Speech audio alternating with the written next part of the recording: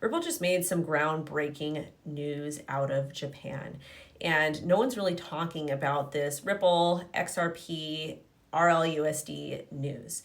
And because it has to do with the stablecoin, it's primarily around Ripple stablecoin, RLUSD, that is built on Ethereum and XRPL. And the reason why is because stablecoins are not fun. They're kind of boring. They don't really do anything. But stablecoins are actually a massive catalyst for mass adoption and getting crypto really in the mainstream with the institutions, even though that's the opposite of what crypto is supposed to do for the most part. But I digress.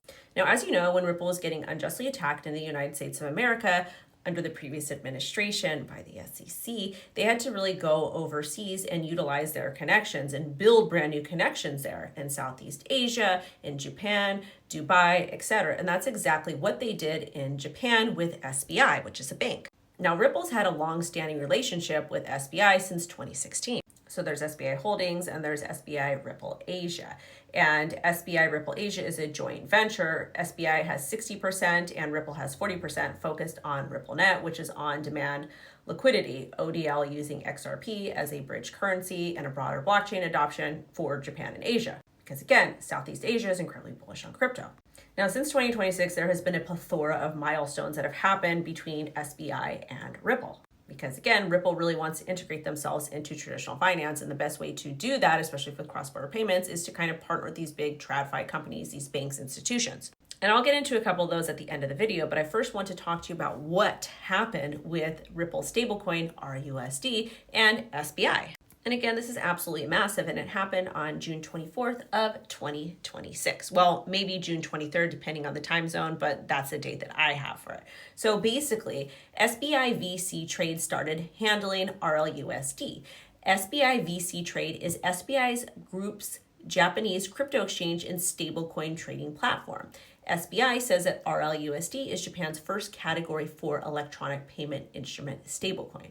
And at launch, it only utilizes RLUSD on Ethereum, which is probably because of some sort of compliance. I'm not exactly sure. But at the same time, I think that they will utilize XRPL in the future, which again is exactly why I told you guys it was incredibly smart for Ripple to utilize XRPL and Ethereum. Because again, Ethereum's blockchain is a lot older, in my personal opinion, especially when we're talking about DeFi and everything in between with stablecoins, because RLUSD, Ripple stablecoin, is very new.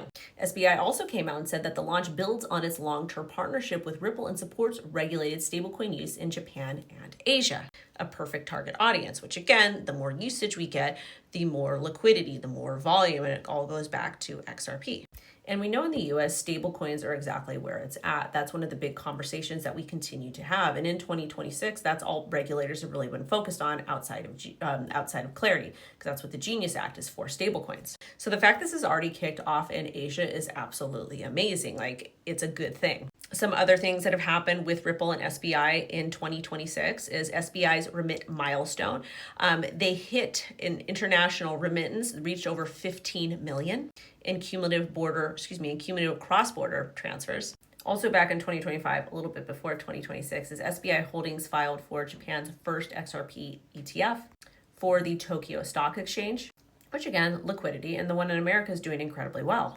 And in late 2025, SBI Ripple Asia partner with Doppler Finance to explore XRP-based yield products and real-world asset RWA tokenization on the XRPL, basically for institutional-grade offerings. Again, more liquidity, more volume. And XRPL has actually been doing incredibly well when it comes to RWA, and I believe flipped Ethereum recently. Oh, I'm sorry, not Ethereum. I think it was Solana. But still pretty good because they're still new. So again, I understand that the market's really rough right now, but these types of mini victories is something we definitely need to focus on because again, the United States of America is incredibly behind. And that's why the smart companies have been able to hedge accordingly and build relationships overseas. Because at the end of the day, even though everybody's super excited about stablecoins right now, primarily institutions, crypto will come back. XRP will come back, Ethereum, Solana, all the different cryptos will come back. This, I believe the top 20 ones, the ones that are the grandfathered ones, the ones with the ETFs, with the trifecta. But this is good news. This is positive news. And make sure you guys like this video, drop me a comment, subscribe, set alerts, and everything in between. Goodbye.